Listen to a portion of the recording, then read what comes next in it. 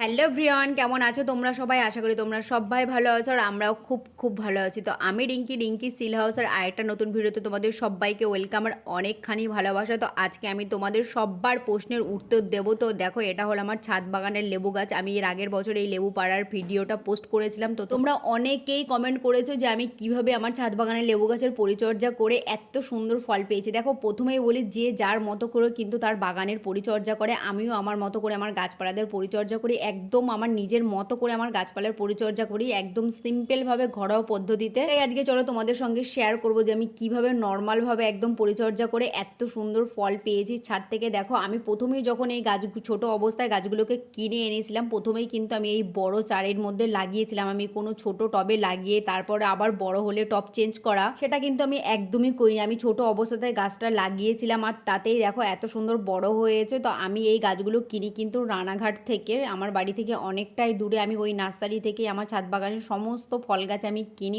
খুব ভালো কোয়ালিটি আর দামও খুব কম। শীতকালে লেবু গাছ পুরোপুরি ডরমেন্সিতে চলে যায়, শীতের শেষে ডরমেন্সি কাটিয়ে ওঠার পরে লেবু গাছে কিন্তু ফুলে ভরে ওঠে। কিন্তু এই ফুল আসার আগে কিন্তু লেবু গাছে কোনো রকম খাবার দেওয়া যাবে না। লেবু গাছে প্রচুর পরিমাণে ফুল আসার জন্য গাছকে প্রচুর জলের কষ্ট দিতে হবে। গাছটা যাতে মরে না যায় সেই দিকে খেয়াল রেখে গাছে অল্প অল্প করে জল দিতে হবে, যাতে গাছটা মরে না যায়। আর কিন্তু জলের কষ্ট দিতে হবে, তাহলেই কিন্তু তোমার গাছে কিন্তু এত সুন্দর ফুলে ভরে যাবে।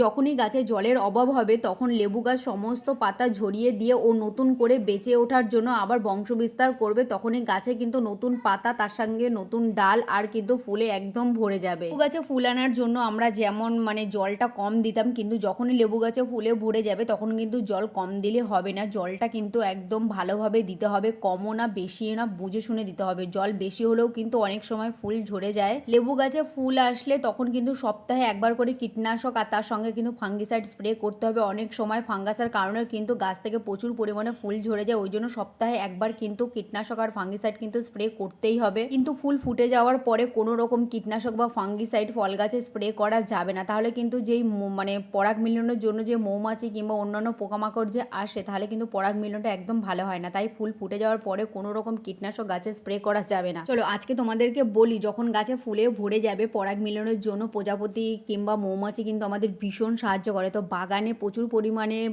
মৌমাছি আনার জন্য কি আমি করি সেটাই চলো তোমাদেরকে বলি। দেখো, খুব সকালবেলা হাফ চামচ মধু 1 লিটার জলে গুলে আমি সমস্ত গাছে স্প্রে করে দিই, যাতে মৌমাছি এসে পরাগ মিলনটা ভালো হয়। আমি কিন্তু এই টিপসটা তোমাদেরকে বললাম, তোমরা এই টিপসটা করো, দেখবে তোমাদের এটাও খুব কাজে লাগবে। লেবু গাছে ফুল থাকা অবস্থায় টবের মাটি খোঁড়াখুড়ি করা যাবে না, টবের জায়গা পরিবর্তন করা যাবে না। লেবু গাছে যতটা পরিমাণ ফুল আসবে ততটা পরিমাণে কিন্তু ফুলেই কিন্তু ফল হয় না। লেবু গাছে বেশিরভাগ ফুলই কিন্তু পুরুষ ফুল হয়। লেবু গাছে গুটি সেট হয়ে যাওয়ার পর টবের মাটিতে পাতলা করে খোল জল ব্যবহার করতে হবে। টবের মাটিতে যদি খাবার মজুদ না থাকে তাহলে কিন্তু অনেক সময় গুটি যে ঝরে যাওয়ার সম্ভাবনা থাকে। শীতের সময় যেহেতু লেবু গাছে কোনো রকম খাবার দেওয়া হয় না, তাই লেবু গাছে গুটি সেট হয়ে যাওয়ার পরে কিন্তু টবের মাটিতে টব অনুযায়ী কিন্তু মিক্স খাবার দিয়ে দিতে হবে। এবার বলি, লেবু গাছে ফুল আসার পর আমি গাছে কি কি খাবার স্প্রে করতাম। লেবু গাছে ফুল আসার পর খুব সকালবেলা সপ্তাহে একবার করে মিরাকুলান অবশ্যই স্প্রে করতে হবে, তার সঙ্গে বোরন, জিঙ্ক 0050 বা পটাশিয়াম সালফেট, তারপর অনুখাদ্য অ্যাগ্রোমিন গোল্ড, মোমোবিন, এগুলো সবই আমি গাছে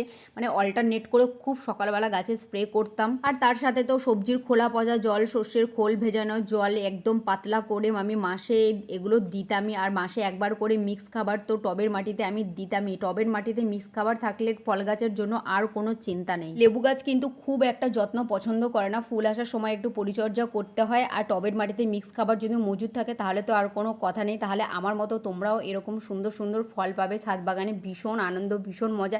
একটা ছোট্ট চারাকে নিজের হাতে লাগিয়ে সেই গাছ থেকে এত সুন্দর ফল পেলে ভীষণই আনন্দ লাগে।